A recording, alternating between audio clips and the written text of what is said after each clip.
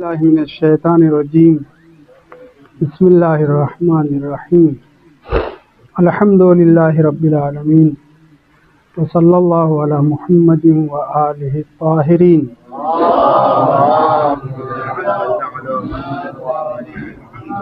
ولعنۃ اللہ علی اعدائہم اجمعین۔ بسم اللہ الرحمن الرحیم۔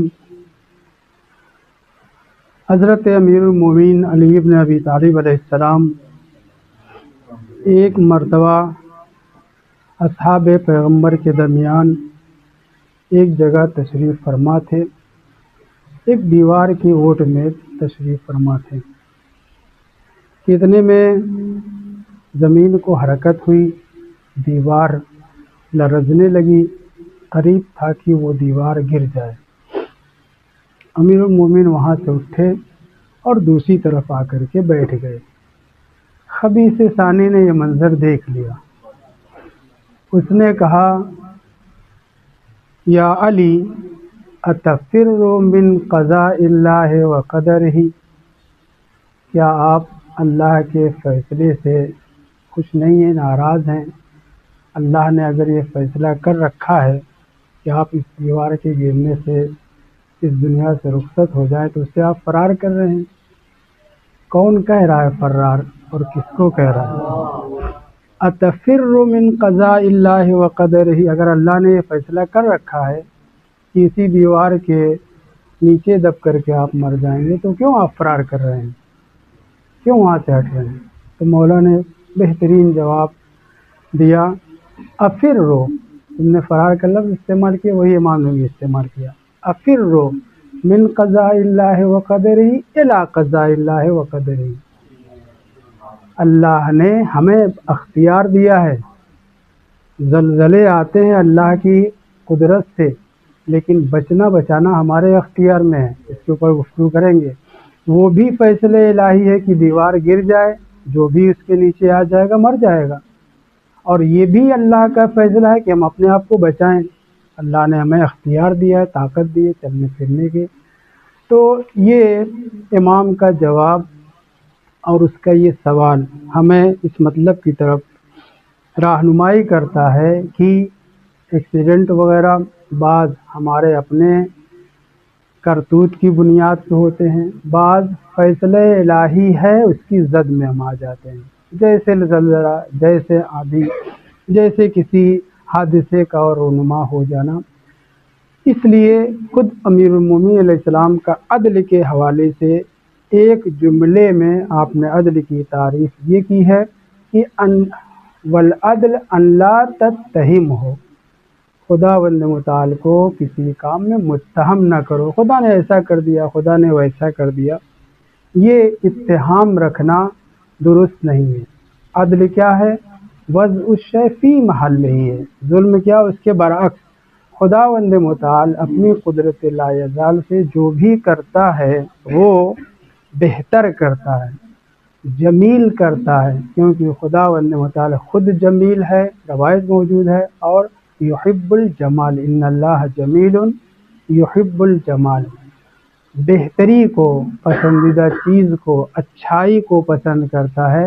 شر ہماری طرف سے ہے، انسانوں کی طرف سے ہے، شیطان کی طرف سے ہے، نفس امارہ کی طرف سے ہے، اللہ کی طرف سے نہیں ہے۔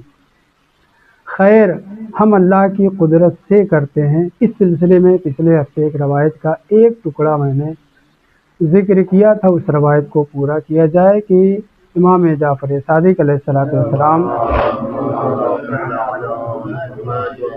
فرماتے ہیں، من زعم ان اللہ یأمر بالسوء والفحشاء، جو شخص یہ گمان کرتا، البتہ رسول خدا کی بھی یہی حدیث ہے، اسی طرح سے ہے، اور شاید پچھلے ہفتے میں نے رسول خدا کے حوالے سے ہی ذکر کیا تھا کہ پیغمبر اسلام فرماتے ہیں، اس کا ایک فقرہ امام صادق علیہ السلام کے یہاں بھی اور دوسرے اماموں کے یہاں بھی آیا، کیا کہ جو یہ گمان کرتا ہے کہ اللہ عز و جل برائی کا، فحشاء کا حکم دیتا ہے تو وہ فقط کذب علی اللہ، وہ اللہ کے اوپر جھوٹ بول رہا۔ اللہ کبھی کسی برائی کا حکم ہی نہیں دیتا، کبھی فحشاء کا حکم ہی نہیں دیتا۔ جب حکم نہیں دیتا تو فحشاء کی نسبت، برائی کی نسبت خدا کی طرف نہیں دی جا سکتی۔ اسی لیے امام نے کہا عدل کیا ہے کہ خدا کو متہم نہ کرو، تم نے کیا ہے نتیجہ برا آیا ہے تو آپ متہم کرو کیوں خدا نے میرے لیے ہی ایسا کیا۔ تو یہ جو حدیث کا فقرہ ایک ٹکڑا میں نے آپ کے سامنے ذکر کیا، اس کے 3 ٹکڑے اور بھی ہیں۔ دوسرا ٹکڑا یہ ہے من زعم ان الخیر والشر بمشیت اللہ، جو یہ گمان کرے کہ خیر بھی اللہ کی مشیت سے ہے اور شر بھی اللہ کے ارادے اور چاہت سے اس کی مشیت سے ہے، یہ بھی درست نہیں ہے۔ وہ اللہ کی نسبت اللہ کے اوپر الزام لگا رہا ہے، جھوٹ بول رہا ہے، یہ بھی درست نہیں ہے۔ عبارت پہ توجہ کریں، من زعم ان الخیر والشر بغیر مشیت اللہ، میں نے بے مشیت اللہ کہہ دیا تھا جی، یہاں پہ مشیت اللہ، بے مشیت اللہ اللہ کی چاہت سے ہے، یعنی شر بھی اور خیر بھی، یہ درست نہیں ہے، اس لیے کہ اللہ نے کبھی ارادے شر کیا ہی نہیں، بندوں کی نسبت کبھی وہ شر کا ظلم کا ارادہ نہیں رکھتا۔ یہ اور بات ہے کہ اللہ کی قدرت سے باہر نہیں ہے کہ انسان جو گناہ کر رہا ہے، لفظوں پہ غور کریے، من زعم ان الخیر والشر بمشیت اللہ ہے، اللہ کی چاہت سے خیر ہوا ہے، یہ تو صحیح ہے، لیکن اسی پر واو کے ذریعے سے عطف کر کے یہ جو کہا جا رہا ہے اور شر بھی اللہ کی چاہت سے ہے، یہ درست نہیں ہے۔ اللہ کسی کے لیے بھی ارادہ شر نہیں کرتا، الا یہ کہ ایک بالش آپ خیر کی طرف بڑھیں گے تو خداوند متعال ایک ہاتھ خیر کی طرف نہیں بڑھے گا، مراد یہ کہ آپ کو توفیق دے گا۔ اسی طریقے سے آپ شر کی طرف بڑھیں گے تو اللہ راستہ کھول دے گا، شیطان آپ کے راستے میں آ جائے گا مدد کرنے کے لیے، نفس امارہ اور چاہت پیدا کرے گا۔ یعنی شر کے لیے یہ کہنا کہ خداوند متعال کی مشیت اور چاہت سے بندہ شر کرتا ہے، یہ درست نہیں ہے، مگر مشیت قدرت الہی سے خارج نہیں ہے۔ مشیت ارادہ چاہت ہے اور قدرت۔ اب اگر کوئی یہ کہے کہ خداوند متعال نے یہ ارادہ کر لیا ہے کہ بندہ معصیت کرے اور معصیت کرنے میں خدا کی قدرت سے باہر ہے، عبارت میں پڑھ دوں صلوات پہ محمد وعلی محمد۔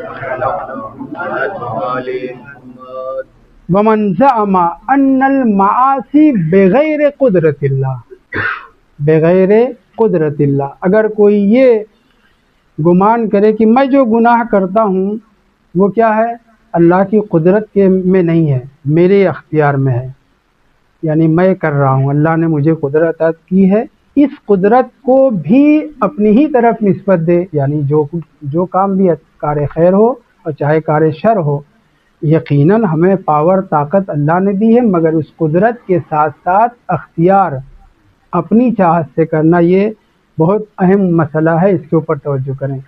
تو اگر کوئی یہ گمان کرے من زعم ان المعاصی بغیر قدرت اللہ فقد اخرج اللہ من سلطانہ، دوسرے بات میں من قدرتہ، اللہ کو اس نے اس کی سلطنت سے باہر کر دیا ہے۔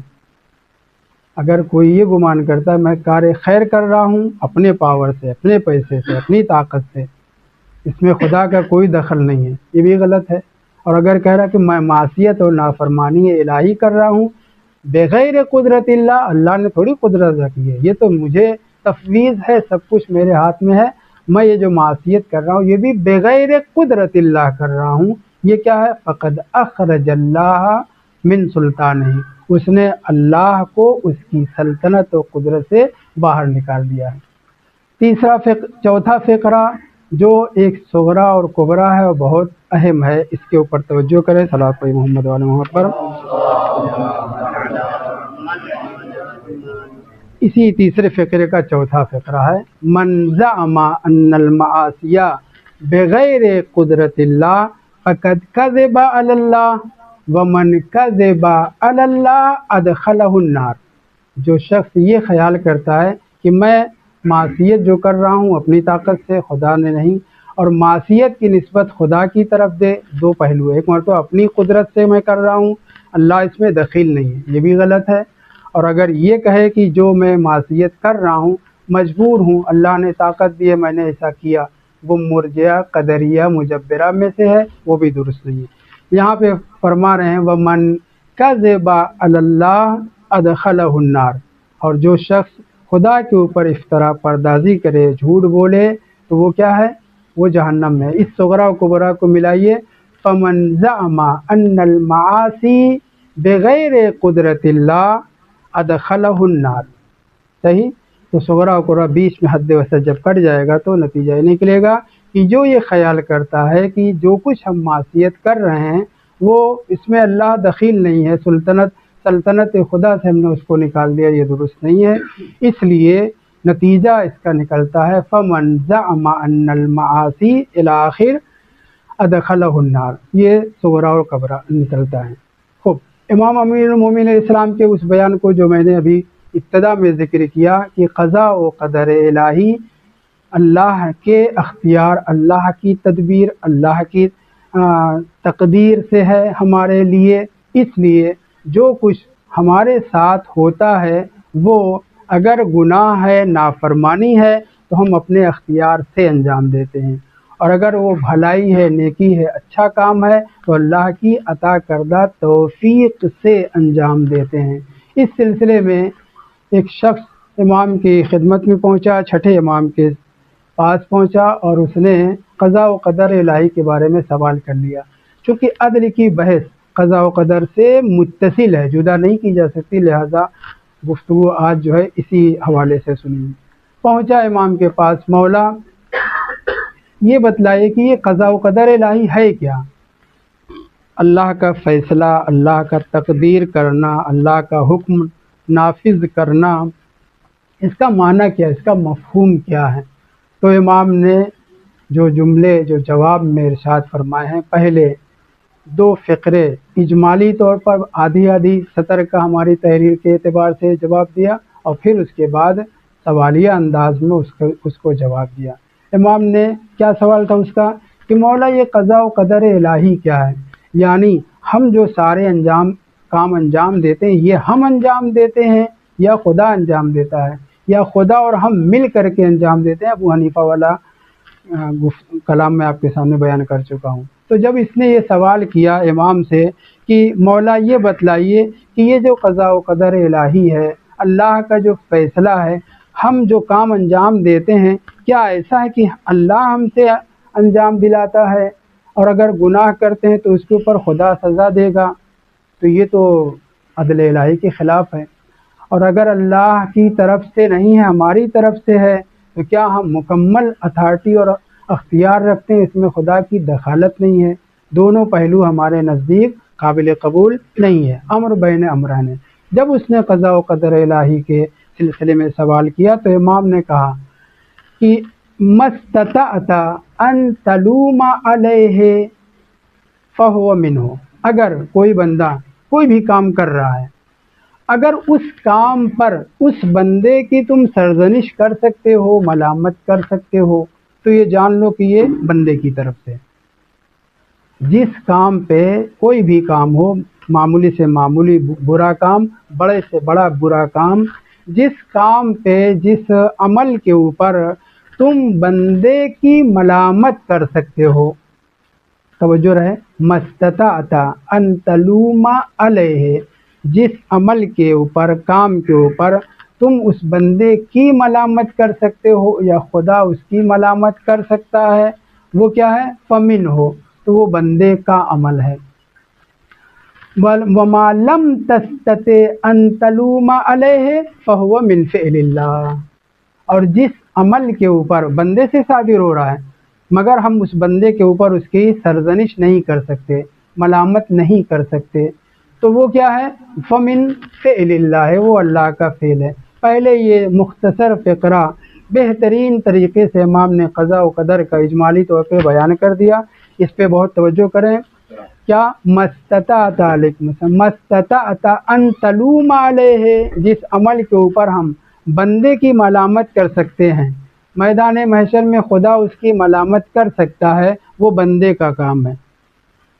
اور جس عمل کے اوپر ہم کسی بندے کی ملامت نہیں کر سکتے، وہ خدا کا کام ہے، اور خدا بھی ملامت نہیں کر سکتا، وہ خدا کا کام ہے۔ یہ امام نے اس کو بیان کیا، اجمالی طور پہ بیان ضرور کیا، لیکن اگر دقت کریں تو پورا جواب ہو گیا۔ مگر اس کے بعد امام نے 3-4 کلمات استعمال کیے ہیں، جس میں ملامت ہو سکتی ہے وہ بندے کا کام ہے، جس میں ملامت نہیں ہو سکتی وہ خدا کا کام ہے۔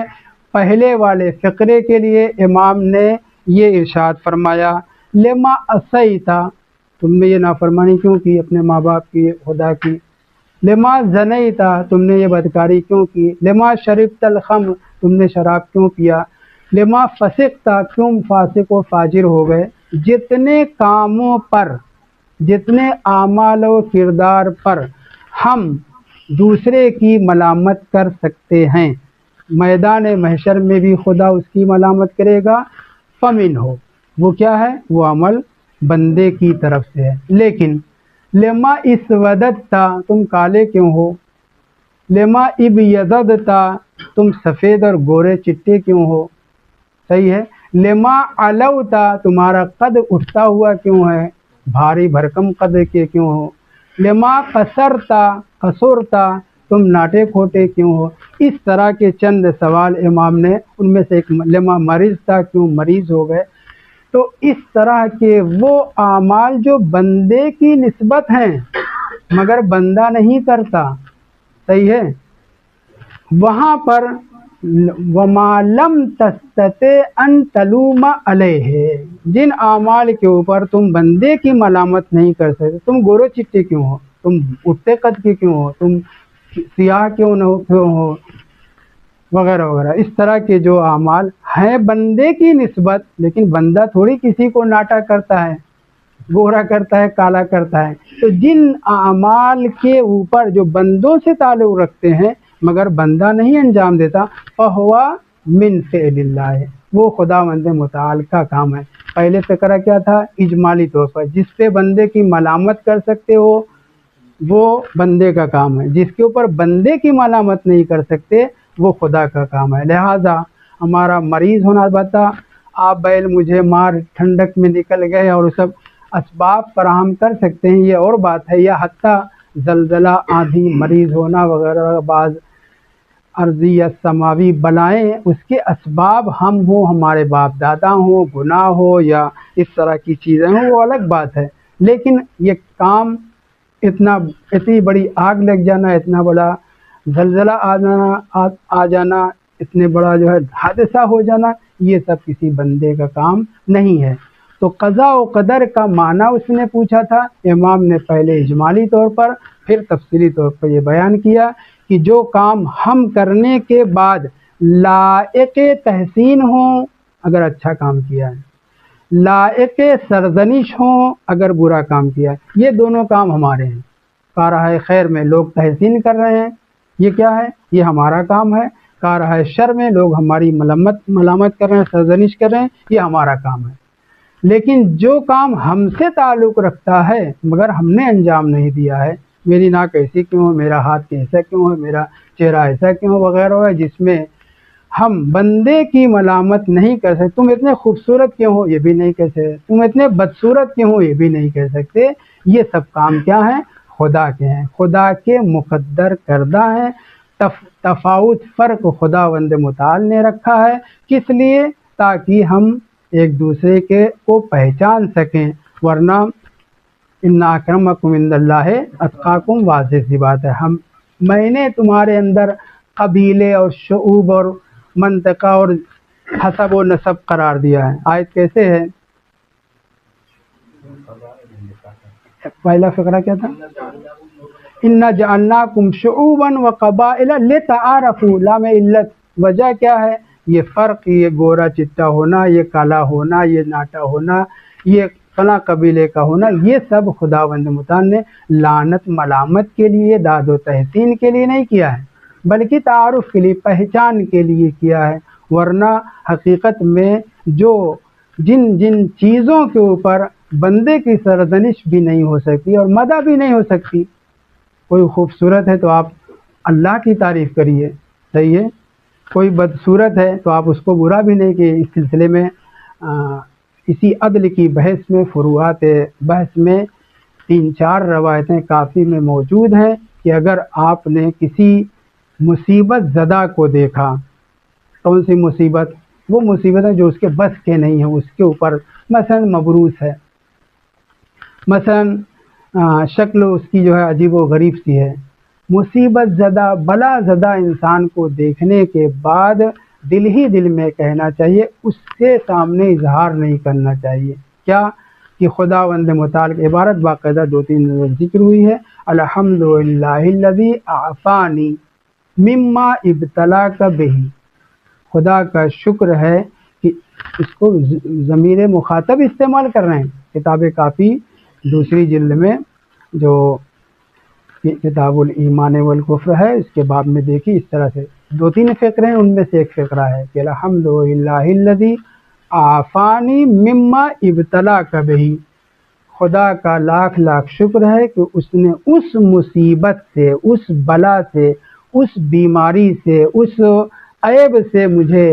عافیت عطا کی ہے، تندرست اور صحت مند رکھا ہے، جس میں تجھے مبتلا کیا۔ یہ جو تجھے کہہ رہے ہیں نا، یہ اس کی طرف اشارہ کر کے نہیں کہنا ہے، اس کے چہرے کے اوپر غور سے دیکھ کر کے نہیں کہنا ہے۔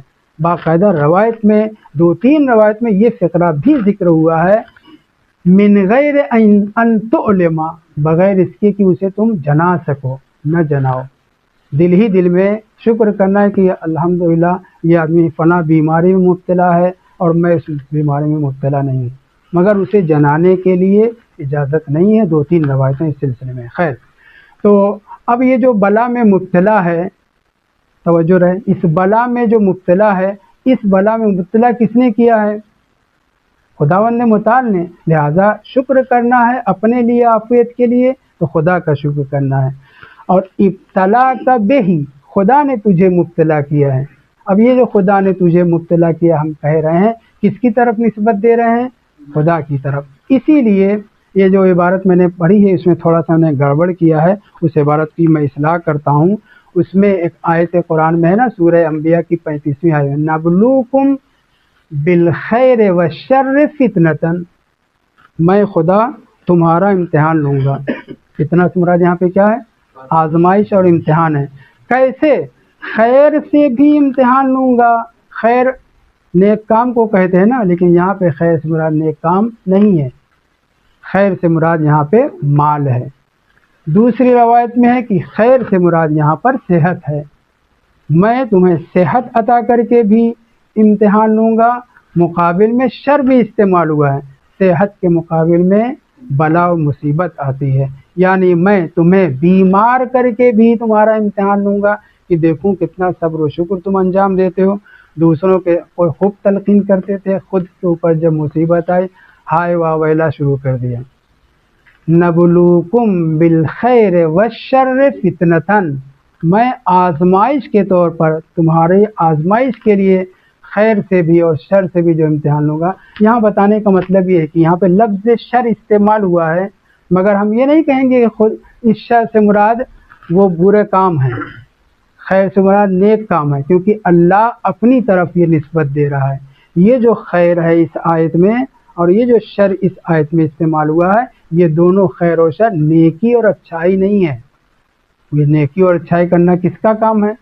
بندوں کا کام ہے۔ نیک کام کرنا بندوں کا کام ہے، تو اللہ امتحان کیسے لے گا؟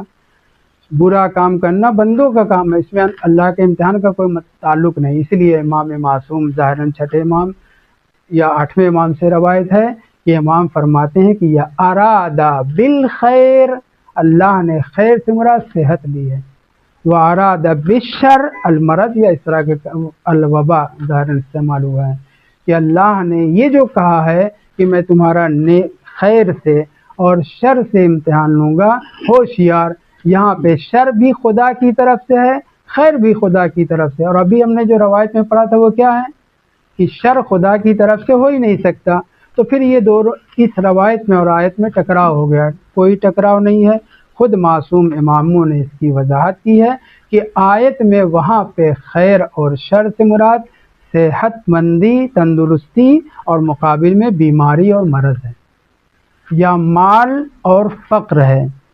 خیر قرآن مجید میں ان ترکا خیرا الوصیۃ للوالدین والاقربین الی آخر، یہاں پہ خیر سے مراد کیا ہے؟ ترکا مال، ان ترکا خیرن، اگر مال چھوڑ کر کے جائے تو اس کے اوپر لازم ہے الوصیت للوالدین والاقربین، ماں باپ کے لیے، رشتہ داروں کے لیے وصیت کر کے جائے. صحیح ہے. تو یہاں پہ ان ترکا خیرن میں خیر سے مراد کیا ہے؟ مال. مال کے مقابل میں، ثروت کے مقابل میں فقر و تنگ دستی آتا ہے. نبلوکم بالخیر والشر فتنۃ، بات کہاں کی کہاں چلی گئی. یہاں پہ خیر سے مراد مال ہے، مقابل میں شر سے مراد فقر و تنگ دستی ہے. اور دوسری روایت کی بنیاد پر خیر سے مراد صحت ہے، شر سے مراد کیا ہے؟ بیماری ہے. تو یہ دونوں کام خدا کا ہے. یہاں پہ جو انسان انجام دیتا ہے، نیک کام کرتا ہے، اسے بھی خیر کہتے ہیں. برا کام کرتا ہے اسے بھی شر کہتے ہیں. لیکن یہاں آیت میں مراد نہیں ہے.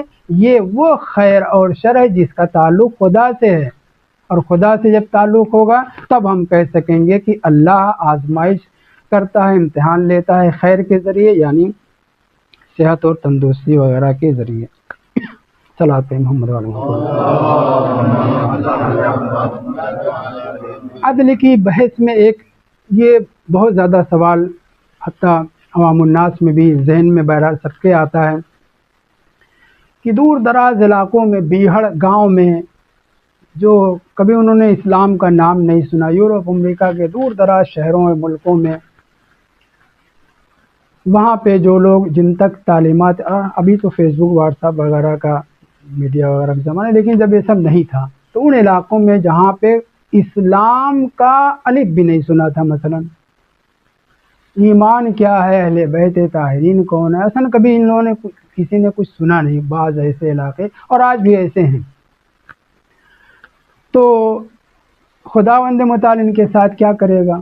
قرآن نازل کیا حجاز میں، قرآن نازل کیا رسول خدا کے اوپر. آج جیسے بعض منحرف لوگ کہتے ہیں کہ مرجع تقلید تو قم اور نجف میں ہے، ہم کیسے ان سے استفادہ کریں. خوب یہی بات صورتحال اماموں کے زمانے میں بھی تھی. معصومین علیہ السلام ایک جگہ رہتے تھے، مگر رجوع کرنا ہم سب کے اوپر لازم تھا. اسی طرح زمانے غیبت میں، غیبت امام میں فائدہ کیا ہے؟ تشبیہ دی جاتی ہے کہ بادل کے پیچھے امام کا وجود، جیسے سورج کی برکت رہتی ہے بادل کے پیچھے، ویسے امام معصوم پردے غیب میں ہے اور ہم ان سے استفادہ کر رہے ہیں. بہت سے من جملہ ایک یہ ہے کہ براہ راست ان سے گفتگو کر کے سوال جواب کرتے، اس سے محروم ہیں. لیکن اس کے باوجود منکرین انکار کرتے ہیں. خوب میں دور نہ جاؤں، امام زمان علیہ السلام کے لیے بھی یہ سوال ہے. جب ائمہ طاہرین علیہ السلام موجود تھے تب بھی کہاں لوگ اماموں تک پہنچ پاتے تھے؟ دور دراز ملکوں میں رہنے والے، انہوں نے کبھی کہ سنا ہو تو حجت خدا کے ہونے سے پردہ غیب میں ایک ہی برکت سے محروم ہے. وہ کیا ہے؟ براہ راست سوال جواب کرنا، ان کی خدمت میں پہنچنا. صحیح.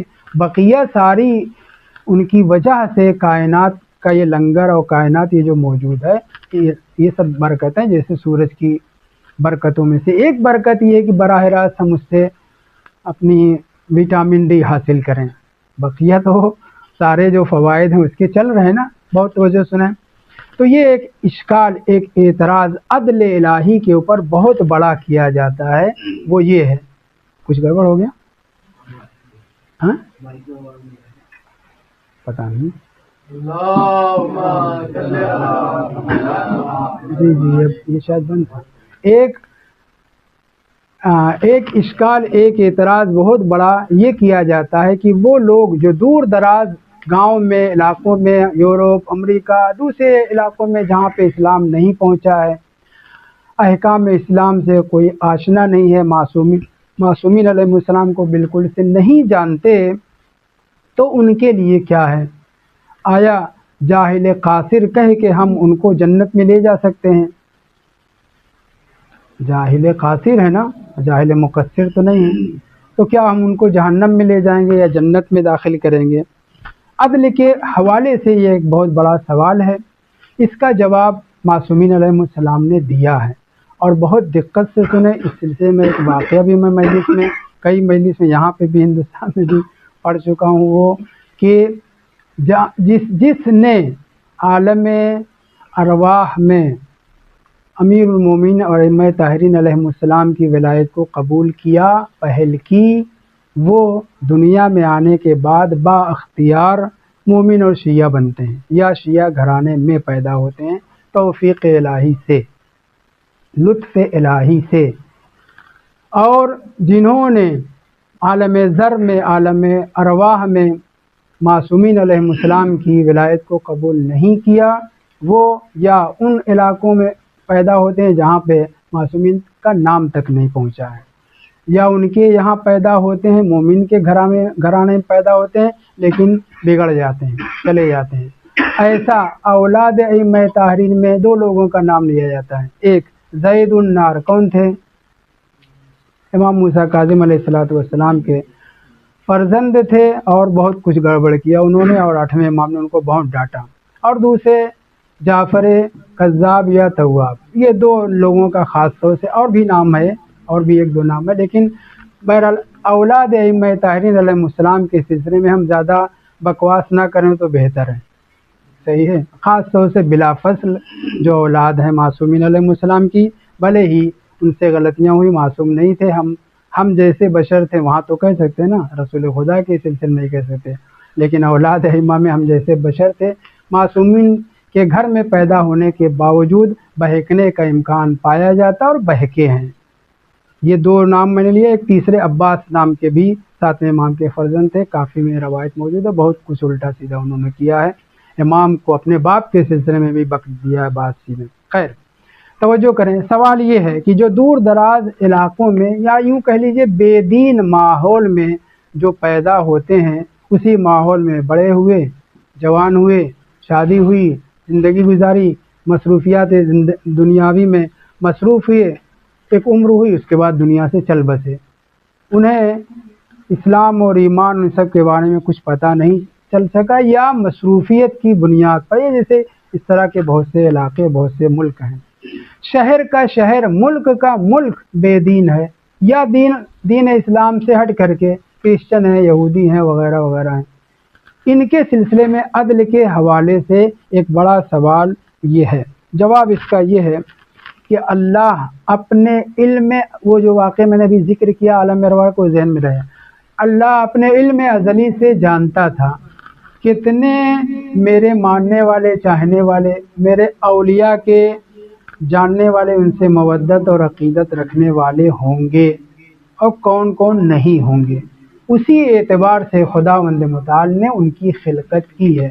ہم خدا کے اعمال کے سلسلے میں سوال نہیں کر سکتے، خدا ہم سے ہمارے اعمال کے بارے میں سوال کرے گا۔ اس پہ بہت توجہ کریں، یہ موٹی بات فی الحال میں کہہ رہا ہوں کہ دور دراز علاقوں میں جو کافر پیدا ہوئے، کافر گھرانے میں پلے بڑھے، جوان ہوئے، شادی ہوئی، مصروفیات دنیا میں مصروف رہے اور چل بسے، ختم ہو گئے، ہے کہ نہیں ایسا؟ لاکھوں کی، کروڑوں کی تعداد میں ایسے لوگ، کیا یہ عدل الہی کے موافق ہے کہ اللہ انہیں جہنم میں ڈالے گا؟ اور اگر جہنم میں نہیں ڈالے گا تو وہ کتنے، تو اس میں سے اکثریت تو کافر کی ہے، یا اگر کافر نہیں، کافر کتابی ہیں۔ اس وقت تو کوئی بھی شریعت موسوی کے اوپر عمل کرے، شریعت عیسوی کے اوپر عمل کرے، قابل قبول نہیں ہے۔ وَمَن يَبْتَغِ غَيْرَ الْإِسْلَامِ دِينًا فَلَن يُقْبَلَ، لن ہے، اصلاً قبول نہیں کیا جائے گا۔ تو پھر ان کا کیا ہے؟ کیا یہ عدل کے موافق ہے؟ امام رضا علیہ السلام، امام کے بیان سے پہلے میں نے جو لکھا وہ پہلے سن لیں۔ اللہ اپنے علم ازلی سے جانتا تھا کتنے کتنے جراثیم، اسپرم، انسان کے جو ذرات ہیں ابتدائی، پہلا طینت، کتنے جراثیم مسلمان ہوں گے، مومن ہوں گے، اور کتنے جو ہے غیر مومن ہوں گے۔ علم ازلی میں، الہی میں یہ سب گزر چکا ہے۔ جو مومن ہوں گے وہاں قبول کیے ہوئے، اللہ ان کے لیے توفیق فراہم کرتا ہے، توفیق دیتا ہے، مدد کرتا ہے، اور وہ یا مومن گھرانے میں پیدا ہوتے ہیں، مومن شہر و دیہات میں پیدا ہوتے ہیں، یا اگر کسی کافر علاقے میں پورا شہر کا شہر بے دین ہے اور اس اسپرم نے، اس ذرے نے روز الست مولا کی ولایت کا اقرار کیا ہے، اسے وہاں سے اٹھا کر کے ایمان کے دائرے میں لائے گا۔ اور ایسے بہت سے ہوئے ہیں۔ کربلا کی پیداوار احمد کاتب بن کر کے کتنے لوگوں کے بہکانے کا سبب بنا۔ نجف کی پیداوار موسیٰ موسوی مرج تقلید کا پوتا کتنے لوگوں کے بہکنے اور بگڑنے کا سبب بنا۔ نجف اور کربلا سے اٹھ کر کے لندن اور امریکہ جا کر کے بے دین اور نہ صرف خود گمراہ ہوئے بلکہ سینکڑوں کو گمراہ کیا، مذہب کی توہین کا سبب بنے، ایسا بھی ہوا ہے۔